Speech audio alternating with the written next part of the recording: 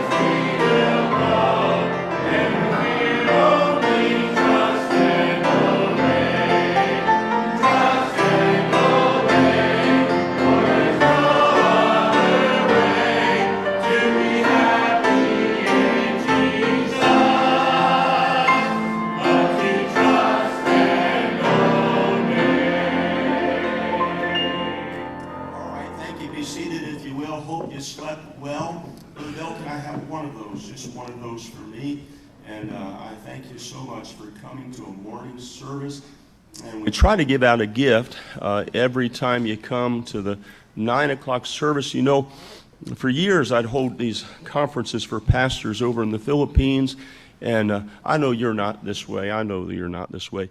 You know, you would be here if we started at 4 a.m. I got that. But when I was over there, I would say, okay, now at least you'll get the blessing. You'll get the blessing if you get here on time. God will bless you for being here on time, and I'll give you a blessing. And I always gave out books and stuff like that. And it was amazing how it changed people's promptness to be on time. You know, they would come because they wanted that. I want to give you something this morning. If you are a registered delegate, if you would stand, please, or you're one of the college students that's here, and stand on Wednesday nights. Once you receive one of these, just be seated.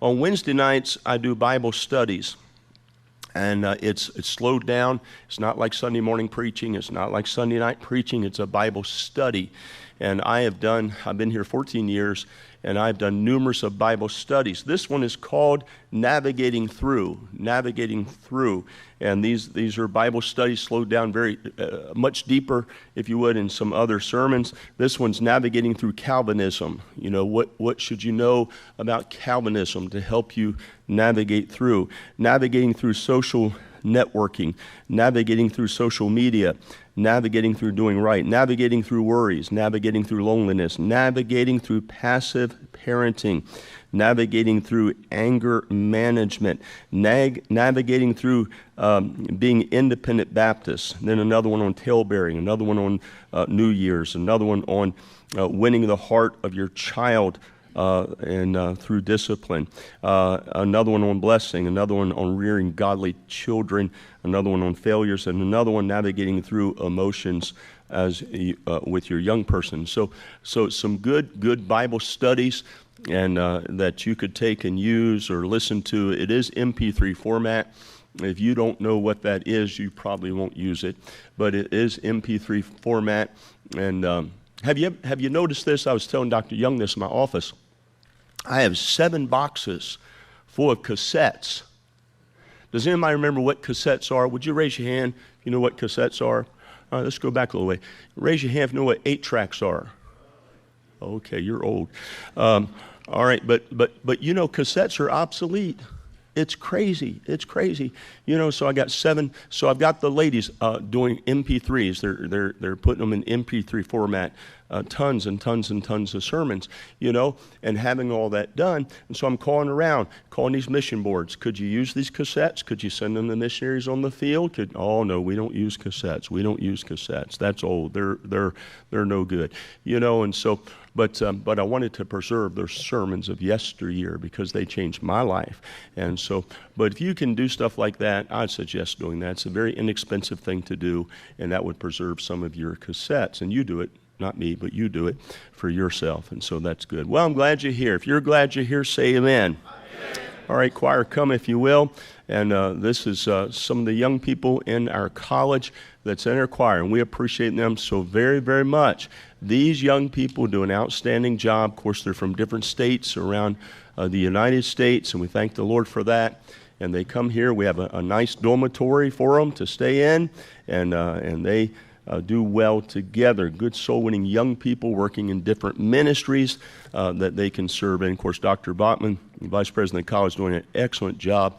And I believe, really, you're going to enjoy them as they sing.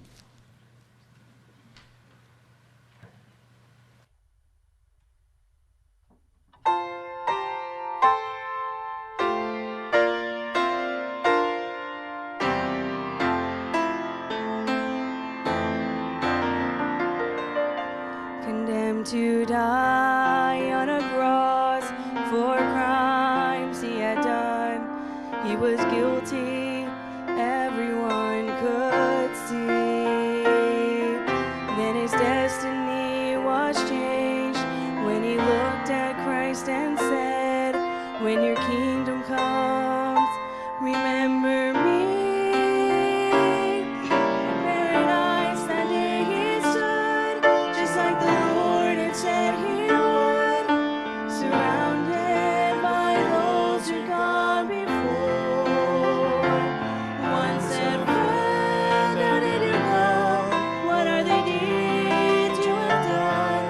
With tears in his eyes, I can hear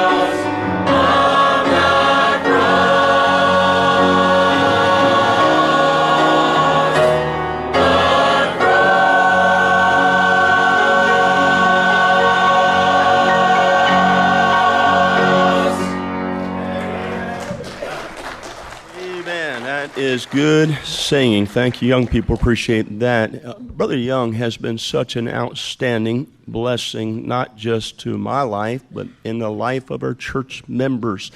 And he has just been such a dear friend. I know you enjoyed the preaching last night. I had several young adults as he taught about child rearing, and yet applicationally could be applied vastly across the board. But I had several young adults that texted me last night and said, "Preacher, that was absolutely awesome." And it was. And I thank God for him. What a blessing he has been over the many years of serving Christ, teaching in the college there at House Anderson College, inspiring and helping people. And he's on the trail now, traveling, I think probably more than he did years ago, and helping churches. And he has certainly been a help at this place here. Let's all stand, if you would, please give him a good greeting this morning as he comes to preach. Thank you. You may be seated. Thank you so much. You may be seated. Since Brother Bachman and several others here are graduates of House Anderson, I wanted to use a book in the Bible this morning they could find. So would you open to the book of Genesis, please? Chapter 37. If you had opened the book of Genesis, chapter 37, I'd appreciate that. Thank you for coming, and thank you, Brother Wells, for allowing me the privilege to get to be here again last night and this morning. Very, very, very familiar story. We're going to look at some different aspects of the story. We're going to read quite a bit of scripture this morning, off and on as we go through the message. So if you'll stay with us and turn to the different places and look at it, I think you'll get a little bit more out of the message that way. We're going to begin in Genesis chapter 37 with verse 5. And Joseph dreamed a dream, and he told it his brethren, and they hated him yet the more. And he said unto them, Hear, I pray you, this dream which I have dreamed. For behold, we were binding sheaves in the field, and lo, my sheaf arose, and also stood upright. And behold, your sheaves stood round about, and made obeisance to my sheaf.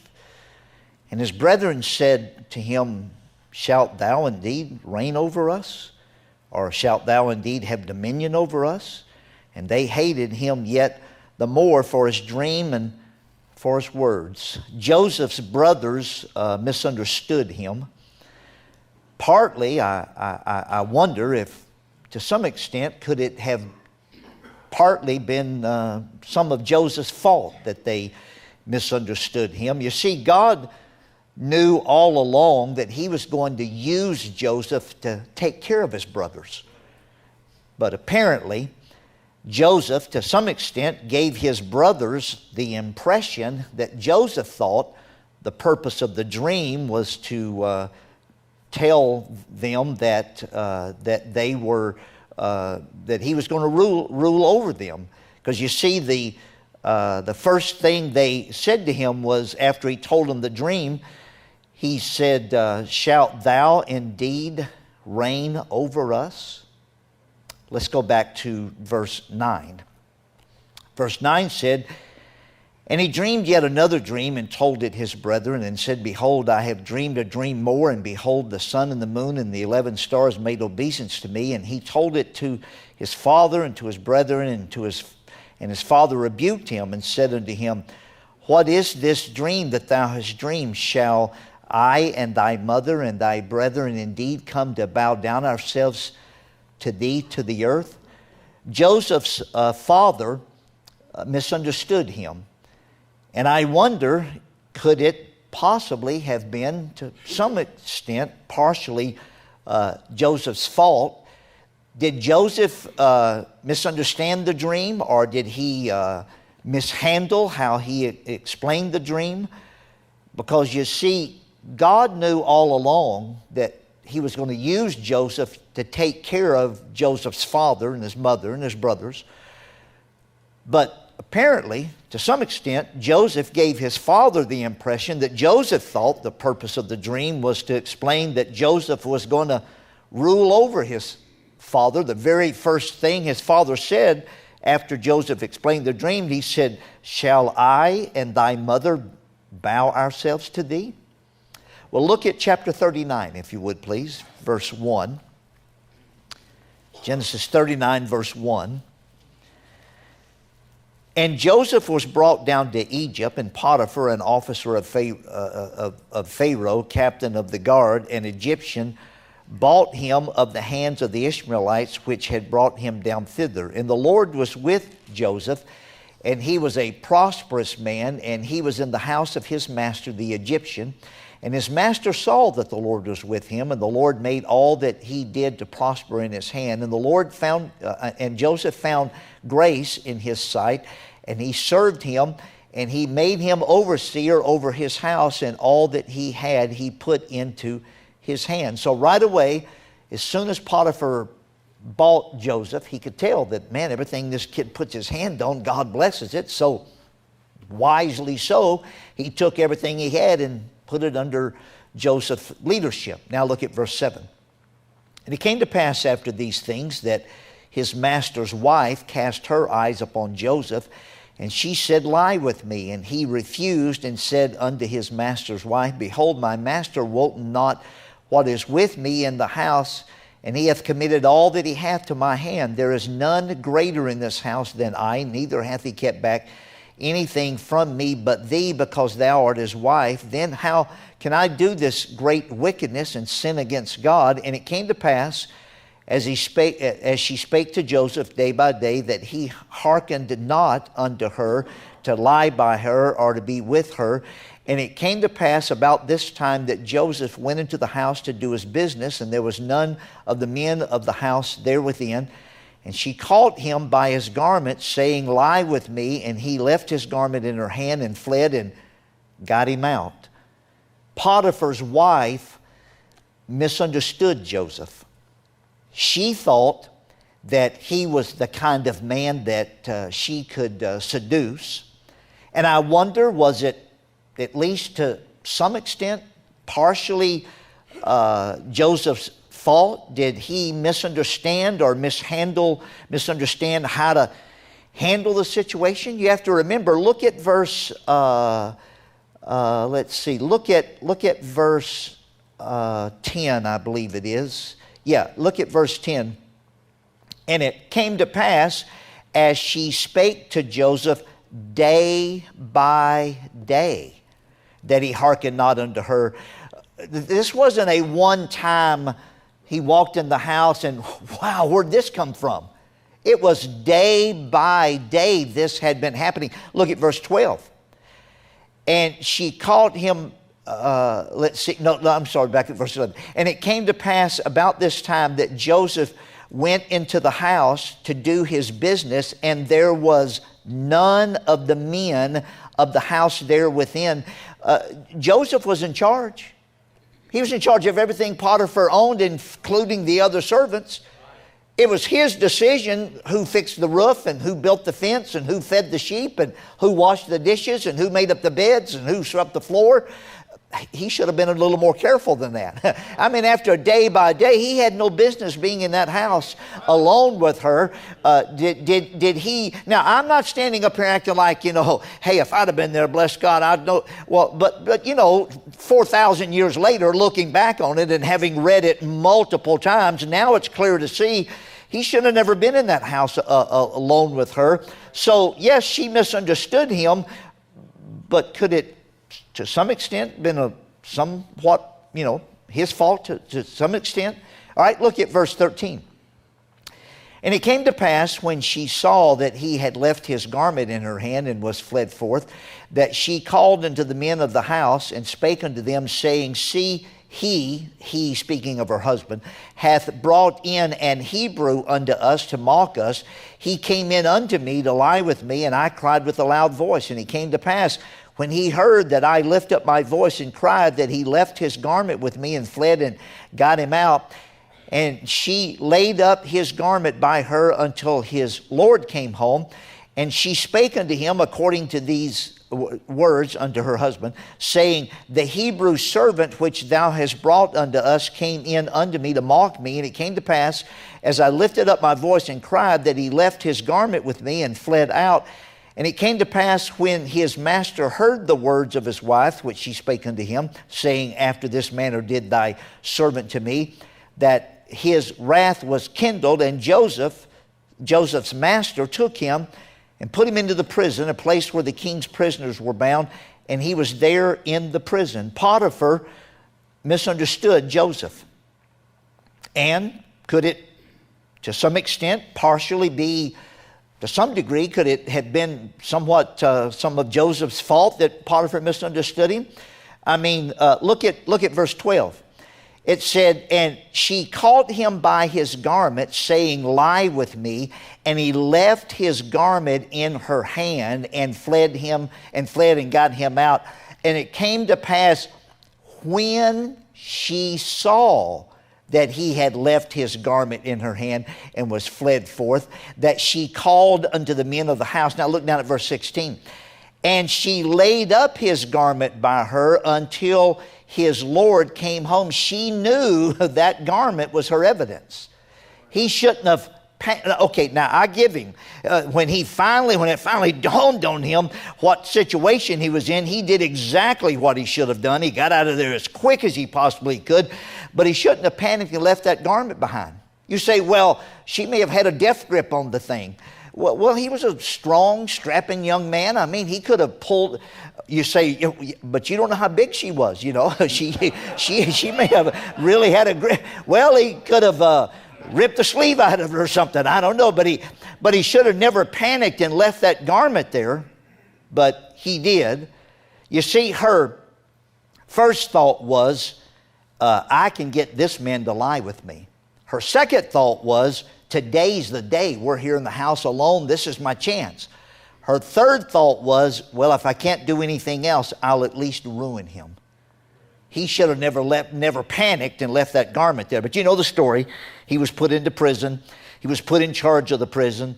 The butler was put in prison, the baker too, but the butler was put into prison. He had a dream. Joseph interpreted it. 3 days later, he was put back into Pharaoh's palace. And look at chapter 40 and verse 14. This is while Joseph and the butler are still there in the prison together. Chapter 40, verse 14 says, this is Joseph speaking to the butler, but think on me when it shall be well with thee, and show kindness, I pray thee, unto me, and make mention of me unto Pharaoh, and bring me out of this house. For indeed I was stolen away out of the land of the Hebrews, and here in Egypt, have I done nothing that they should put me into the dungeon. Now look down at verse 21. And he, Pharaoh, restored the chief butler unto his butlership again. And he, the chief butler, gave the cup into Pharaoh's hand. Look down at verse 23. Yet did not the chief butler remember Joseph and forgot him. The chief butler misunderstood Joseph. He had no idea that this guy sitting here in the dungeon next to him, a little over 2 years from now, was going to be his boss. He thought he was just another inmate claiming he didn't deserve to be there. Have you ever preached in a jail service? You ever heard an inmate tell you that he didn't deserve to be there? Have you ever had any cellmate tell you he did deserve to be there? It's always mistaken identity. I was just in the car. I didn't know what those guys were going to do. And this butler, he thought this is just another inmate, claiming he didn't deserve to be here. But 2 years later, you know the story. Pharaoh had his dream, and the butler finally remembered. Joseph comes up out of the prison. He interprets a dream. He's put in charge. He becomes the second ruler of the land. He saves the entire land, not only the land of Egypt, but the surrounding lands. And Joseph's father sends his brothers down to get some corn. They come back with the father, and they all live happily ever after there in the land of plenty until Joseph's father dies. Now look at chapter 50. Genesis chapter 50. In chapter 50, I'm going to begin reading in verse 15. And when Joseph's brethren saw that their father was dead, they said, Joseph will peradventure or perhaps hate us, and will certainly requite us or repay us all the evil which we did unto him.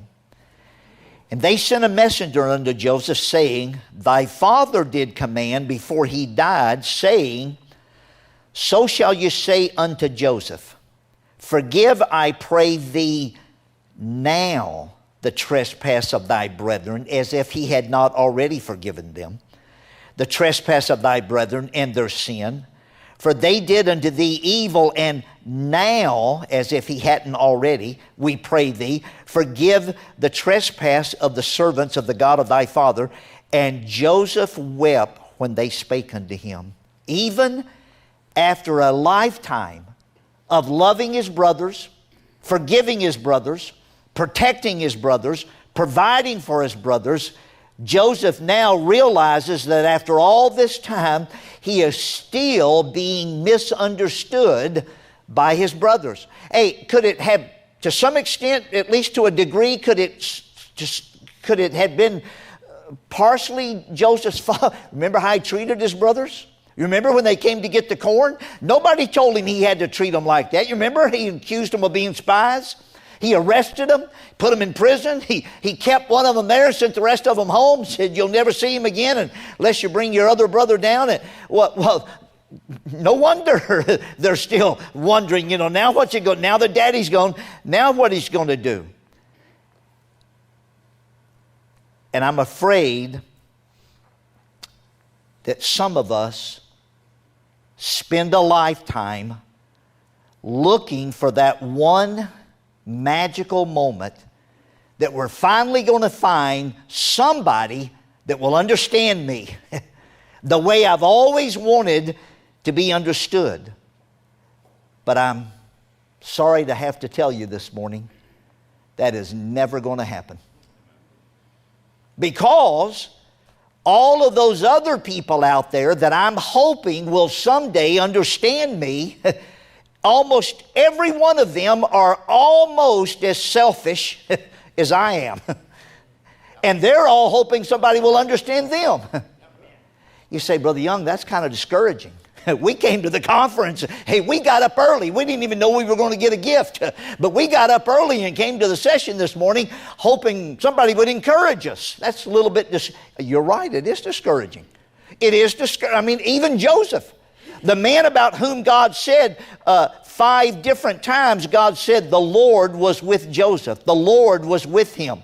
The Lord was with Joseph. The Lord was with him. The Lord made all that he did to prosper.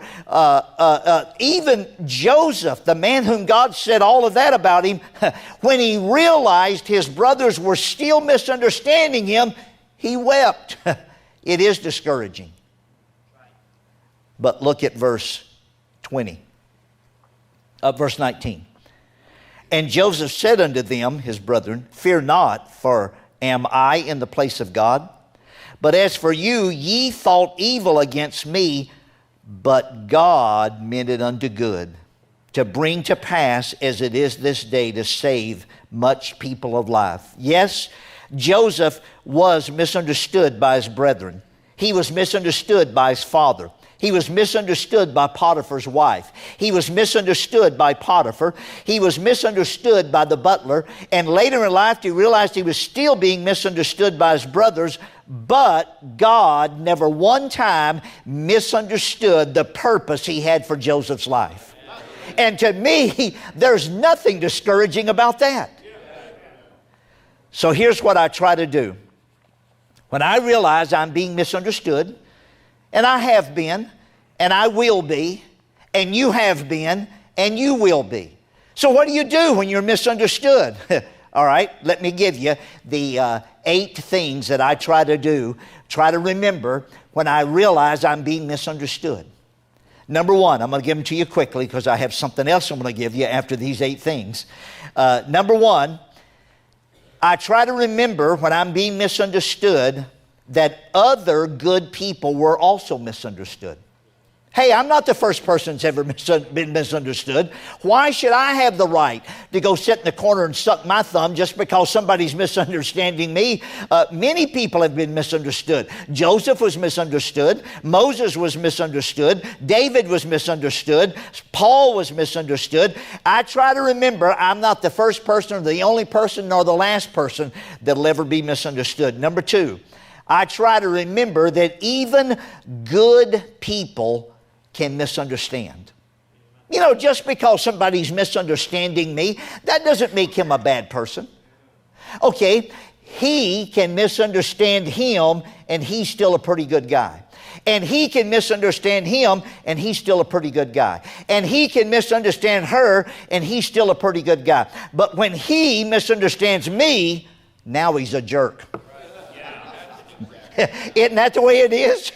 Okay, so even good people can they're not a bad person just because they misunderstood me. And that leads me to number three. I try to remember this when I realize I'm being misunderstood, I try to remember this. I am usually not being misunderstood as much as I wish I were. In other words, I'm usually not as innocent as I want to act like I am. To some extent, it's my fault. There's something in there that I have done, that I have mishandled, and I'm getting ahead of myself. That leads me to number four. Number three, I usually not being misunderstood as much as I'd like to claim I am. Number four, to whatever degree I am being misunderstood, I try to remember this, to whatever degree I am being misunderstood, it is at least partially my fault. Either I misunderstood something, or either I mishandled something, or I failed to thoroughly explain something, or I have failed to develop a strong enough testimony in that area. Hey, you could tell one of Ray Young's best friends, did you know that Ray Young did such and such? And my best friend's response would be, no way, Ray Young wouldn't do that. I know him better than that. You're mistaken. You heard wrong information. But you could tell that same best friend, did you know Ray Young did such and such something else? And their response would be, oh, I hate to hear that. That's a shame. Oh boy, I hate to hear. Why? Because I didn't develop a strong enough testimony in that particular area. It has to be partially my fault or there's no hope. Hey, if he is misunderstanding me and it's all his fault, we're not going to make any progress because he doesn't understand that he's misunderstanding me.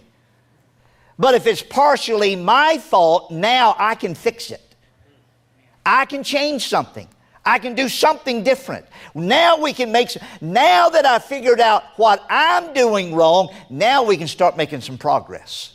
It has to be partially my fault or we're not going to make any progress. Number five, I try to remember when I'm being misunderstood that to whatever degree I am being misunderstood, I am probably misunderstanding someone else to that same degree.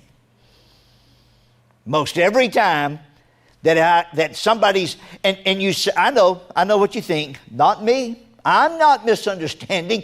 If you understood your misunderstanding, you wouldn't be misunderstanding. I don't know what that means, but it sounds good. If you can listen to the cassette tape later and figure out what I said, could you interpret that for me? But you see what I'm saying? Oh, well, sure, you're sitting there thinking, I'm not misunderstanding anybody. Well, of course you don't know you are, but we all are. Every single person in this room is misunderstanding somebody right this minute. Yeah. Except me, of course. Yeah. That leads me to number 6. When I'm misunderstood, I try to avoid panic. I try not to overreact. Isn't it amazing how many times time can heal a lot of things? Isn't it amazing how many times that if you just give it some time, it'll get better? Okay, Here's what I'll have to admit to you. How many times have I had a problem that resolved itself, and 3 months later, I am dealing with the problem that I created by overreacting to the problem that has disappeared? Don't panic. Don't overreact. Okay, you're being misunderstood. It's probably not the end of the world. I was walking through the airport recently with my wife, and we walked past this family. And I know nothing about the family. I know nothing about what was going on, but there was a father and a mother there and 3 little boys. You know, this big. And I heard the father say, okay, don't worry. Nobody lost an arm. You know what he was saying to those boys? Calm down, we're going to get through this, whatever it was. And that sounds like a typical caring father. Nobody lost an arm. Don't panic. That leads me to number 7. God has understood. I try to remember when I'm being misunderstood, I try to remember God has understood His plan in my life all along. And there's nothing discouraging about that. And number 8, I try to remember there is a solution. And it's in the Bible. There's always a solution in the Bible. I don't care what problem you're dealing with in life, the solution's right here in this book. I hold the solution in my hand. Now, I haven't found all the solutions, but they're all in here. But I will show you the solution to this particular problem. Look back at verse 20 again. Joseph said to his brothers, "But as for you, ye thought evil against me, but God meant it unto good to bring to pass as it is this day to save much people alive." Verse 21, "Now therefore fear ye not, I will nourish you and your little ones." And he comforted them and spake kindly unto them. Now if you look carefully, there's a 4-point outline in there, and don't get worried, I'm not going to preach a whole nother sermon. But there's a 4-point outline in that verse right there on what to do when you're being misunderstood. Let me show it to you. It's pretty clear, but let me show it to you. Number 1, I'm going to go through the verse backwards. Number 1, speak kindly. When you're being misunderstood, that is not the time to match wit for wit. That is not the time to try to talk louder than they're talking. That is not the time to try to say more than they say. That is not the time to try to say it quicker than they can say it. When you're being misunderstood, number 1, speak kindly to the person or the people who might be misunderstanding you. Number 2, look at the second thing, going through the verse backward. He comforted them. When I'm being misunderstood, the person who is misunderstanding me, they have a need. They need to be comforted. How do you know that? Well, I'll tell you how I know. The reason they don't understand me and my burden that I'm carrying is because they have a burden that has distracted them. They're thinking about their own burden, and because they're distracted thinking about their own burden, they didn't have time to focus on me and my burden. When I misunderstand you, it's because I've got a burden. It's because I selfishly let myself for a few moments focus on my burden. And when I was focusing on my burden, it got in the way and I didn't see your burden. So what you can do when somebody misunderstands you is you can just give them a real good backhand and expect them to straighten up, or you can think for a minute, he's got a burden. I'm going to comfort him. Now, okay, let me go to the next point before I'm about to get ahead of myself. Number 3, the third thing you should do, look at this. He said, I will nourish you and your little ones. So when you realize somebody's misunderstanding you, speak kindly. Comfort them. And number 3, do something tangible that will help them. Now, that's the last thing in this world I want to do when somebody's misunderstanding me. What I want to do is go tell everybody in the church my side of the story. What I want to do is go tell everybody in my extended family my side of the story before Uncle John has time to call everybody. I want to call them first. What I want to do is what I want to do is send out a text message and put it on Facebook or I don't even know how to do that, but anyway, what I want to do is I want to go tell everybody my side of the story. Why? Because I enjoy the drama.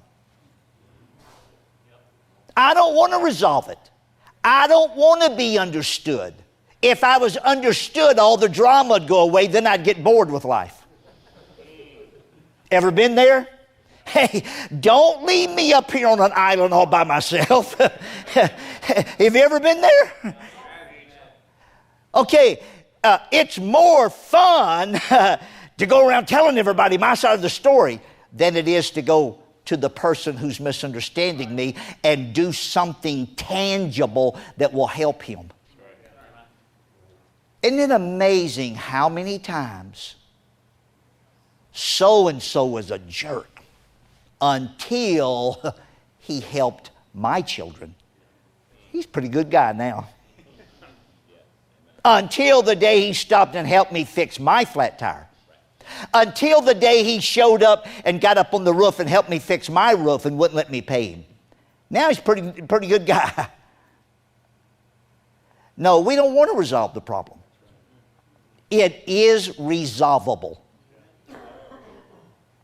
First of all, speak kindly. Second, comfort that person. Thirdly, do something tangible that will help that person. I don't mean just, God bless you, brother, I'm praying for you.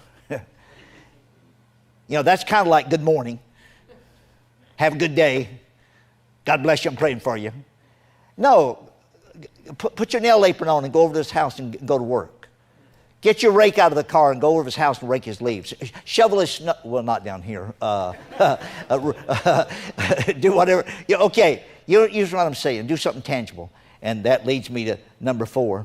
Now, therefore, fear ye not. Eliminate all their fears. You know, us independent fundamental Baptists who carry this book and carry it proudly, we've become pretty professional at this thing of, I forgive you. But I'm going to wrap it up in a neat little package and stick it right here in the closet and leave the door open about that far. And every time we walk by, I'm going to remind you it's in there. And if I need to, buddy, I'll get it out and I'll use it on you. Don't you forget it's in there. No, eliminate all their fears. Make sure they understand, okay, that's behind us. Okay, I misunderstood and I made a mess out of things and I created a problem, but I know that's all over now because he has forgiven me and he's put it away. And about 25, 26, 27, 28 years later, it finally dawns on me. He hadn't brought that up one time in the last 25 years. Maybe we're past that now. Thank you. Very good. Let's all stand, please, if you are. Like we've done with every message that's been preached. From the pulpit, God spoke to your heart. Kenny's going to play. Kenny's going to play. Maybe you're harboring unforgiveness. Maybe you are harboring bitterness in your heart. Maybe that's something you need to take care of. If you keep bringing it up over and over and over again, it's not taken care of. Simple as that. It's not taken care of. Maybe you need to do business with God. Maybe you need to get God's help. If it's not taken care of, certainly you need to get God's help. What about you and your parents? What about you and your friends? What about you and another preacher? What about you and a relative? What about you, an employee? What about you, an employer? What about you? Anything harbored there? As we're sensitive to the Holy Spirit, He reveals those things to us. Anything harbored there?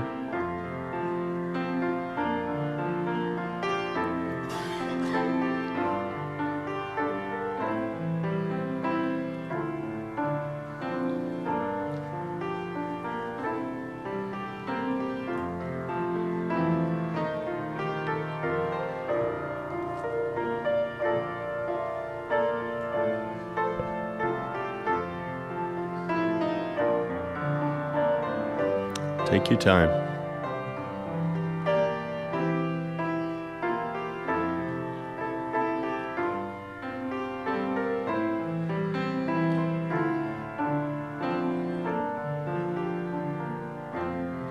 Thank you. Be seated for just a moment. Thank you, Dr. Young, for that. That's tremendous. That's tremendous. Now, I'll tell you what, Billy Sunday said every message ought to be shoe leather. And that shoe leather right there, you can wear that one over and over and over again to help you with your personal relationships with other people for the rest of the days of your life. And my, what a great truth that is. And thank you again for that. Listen, we're going to go ahead and you're going to have up until 10:10 to be able to take a break. You can go over to the gymnasium fellowship. Go by some of those tables over there, by the way. There's some good stuff over there. Fellowship around. But at 10:10, if you'll decide what class you want to go to. Again, if you left the book at home or where you're staying at, you can go any hallway out here has a schedule on it. Any hallway out here has a schedule on it. If you're using the app that has been developed for the conference, the app that's been developed for the conference, you can get on that, use a smartphone device, and be able to do that. All right? All right, Doc, anything else? Got it all? All right, Gary, let's go ahead and stand. Let's stand. And if you don't want to say a word to Dr. Young, you may do so, but he needs to leave quite speedily, so make your words short. Amen. And that way he can go ahead and get going. And we appreciate, I told him, I said, it's this way every year, fly in, fly out. And he does, and he does that just for us. And I appreciate him so very much. God bless you. You're dismissed.